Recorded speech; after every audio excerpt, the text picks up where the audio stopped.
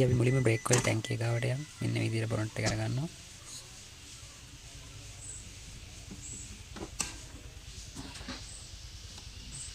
මේ තියෙන break oil ටැංකිය.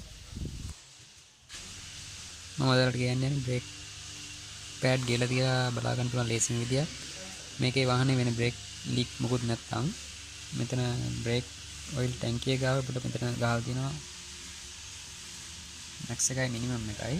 සාමාන්‍යයෙන් බ්‍රේක් පෑඩ් බ්‍රේක් සර්විස් එක කරාට පස්සේ අපි මේ ලෙවල් එක මැක්ස් මට්ටමට හැදුවාට පස්සේ බ්‍රේක් පෑඩ් චේන්ජ් කරලා ඒක ගෙවෙනකොට මේක ප්‍රමාණය ටික ටික අඩු වෙනවා. මෙන්න මේ මැක්ස් ලෙවල් එකේ ඉඳලා මිනිමම් ලෙවල් එකට. ඒක සාමාන්‍ය මිනිමම් ලෙවල් එකට අඩු වෙන්නේ නැහැ. ඒකේ භාගයක් විතර තමයි අඩු වෙන්නේ. එතකොට ඔයාලා ලේසියෙන් බලා ගන්න පුළුවන් බ්‍රේක් පෑඩ් දැන් ගෙවිලා මාරු ගන්න කාලේ ළඟයි කියලා.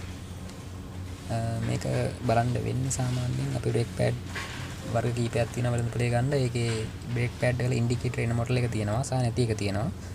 ඒ නැති මොඩල් එකේ තමයි මේක අපිට මෙහෙම බලා ගන්න පුළුවන් වෙන ලේසියෙන්. මොකද අනිත් මොඩල් එකේ ගැටලුවක් නැහැ. අපිට බලා ගන්න පුළුවන් බ්‍රේක් පෑඩ් ගෙවුනොත් කොහොමත් ඉන්ඩිකේටර් වැදිලා බ්‍රේක් පෑඩ් සද්ද එනවා මේ මාරු කරන්න. අනිත් මොඩල් එකේ අපිට ටිකක් එක්කෝ ගෑරේජ් එකකටම දාලා බලා ගන්න වෙනවා. නැත්නම් සර්විස් එකෙන් තමයි චෙක් කරගන්න වෙන්නේ. මේ විදිහට ඔයාලට ගෙදරදී සාමාන්‍යයෙන් අනුමානයක් ගන්න පුළුවන් මේ මාරු කරන්න දැන් කාලේ හරි කියලා අවධානයෙන් දුවන්න පුළුවන්. මේ විදිහට මේකේ ලීක් එකක් නැහැ කියලා. ඒකේදී ඔයාලා මේක හරි ෂුවර් කරගන්න ඕන ඔයාලගේ. හරි එහෙනම් හැමෝටම ජය වේවා. මේ වගේ වීඩියෝ එකකින් අයිත් හම්බමු. channel එක subscribe කරන්න.